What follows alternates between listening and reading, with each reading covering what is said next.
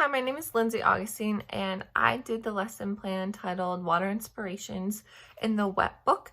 So we will continue and learn about this lesson. So the subjects include language arts, fine arts, and earth science.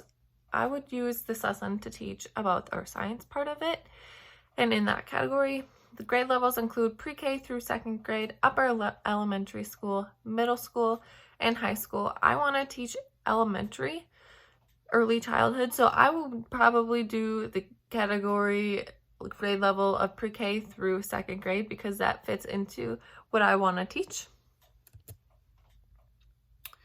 So the students will discover about water in all its forms: snow, ice, rain, hail, frost, and how it has inspired great literature and art.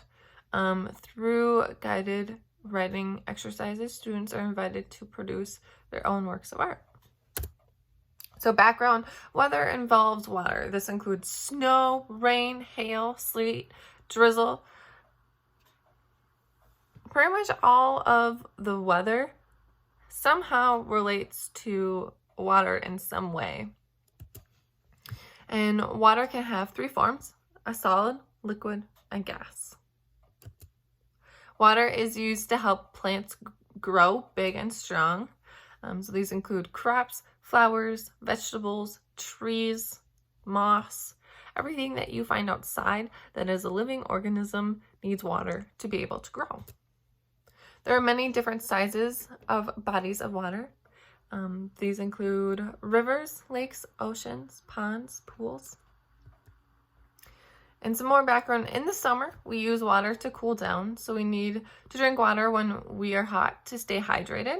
We also play in the water, which includes swimming in the sprinkler, water gun fights, water balloons, swimming lessons. And then in the winter, we flip it, and the water is usually frozen in the summer or in the winter or colder. So we build snowmen, we make snow angels, we go ice skating, play hockey, all these different things in the winter that we don't do in the summer because of the weather and the type of water form it is in. So for the objective, students will learn about the three forms of water, create visual art and poetry about the theme of water.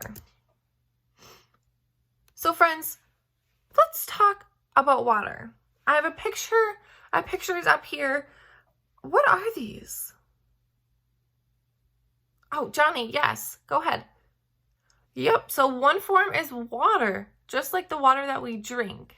And then the other form is ice cubes. So we put ice cubes in our water to make it colder. And this is another form. Yep, this is a pot of boiling water on the stove. So all of these include different forms of water. So what do you notice about all of them? Yep, go ahead, Samantha. Yeah, correct. Yeah, good job. Good observation. So where do you use and have these forms of water? So we drink it. We mentioned that. What else do we do? We play in it. Yeah, go ahead. Oh, good job. Yep, absolutely. So where else do we see water? We see it at home. We see it when your mom and dad usually wash your clothes. We use it to water plants. We drink it like we said before. What else do? We wash dishes with it. When we take a bath or a shower. So raise your hand if you take a bath or a shower. Yep, we use water for that too. So we're going to pick a word that describes one of the forms of water that we just talked about. So either a solid, liquid, or gas. So a solid, that includes like ice, icicles, snow. Liquid, it is like rivers, droplets, rain, snow. And then gas, that means like our breath or vapor, like when we're cooking. So we're going to identify 5 words that go along with that category. Can you count with me? 1, 2, 3, 4, 5. And we're going to write each one of those 5 things, one on each line, that are numbered on the piece of paper that we have. And then after that, we're going to create a cutout associated to the title of the word that you chose first. So it's either solid, liquid, or gas. And we're going to write the name on the cutout that you choose. So write the words from the numbers 1 through 5 on each piece of cardboard. Attach the small cards to the large shaped cutouts with yarn. Each mobile will create its own poem when the words on each mobile piece are read from left to right. And then we're going to hang the mobiles around the room and read a poem from mobile. So first we're going to color, 2 we're going to cut out, and then we're going to glue or use the yarn to put our mobiles together. I'll come around and help each of you. So ready? Okay, let's start going. So for modifications, having various writing utensils and sizes for the students depending on their fine motor development will help to be able to have each of the students be at their level of their development. So having a smaller or thicker marker and a thicker or smaller like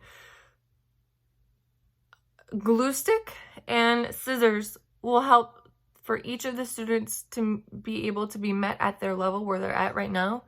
Hand over hand to help some of the students when they're coloring, cutting, all those kinds of things, because they are still pretty young at that age. Having the names and categories already written on the pieces of paper and have it written and then have dashed lines below it for them to copy the word will help them use word recognition and also practicing their writing as well.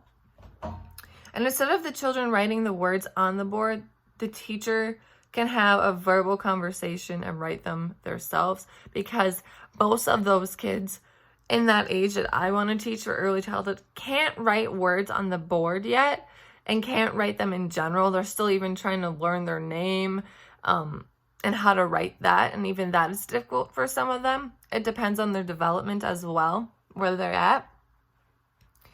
And then working on this project with partners would help some of the students as well. So giving each partner a specific category and then focusing on that category and finding those 5 descriptive words for that category that you're giving them. And then extensions. I could talk about weather, the water cycle, go to the splash pad, or have a water day for the summer, because we are talking about water in that aspect. Have them draw a story in a flip book that involves one of the forms of water. Talk about animals that live in different bodies of water, so fish, sharks, dolphins, starfish, like all those different kinds of things, because each body of water have different species of animals that live in it. You can also talk about plants needing water to survive just like humans.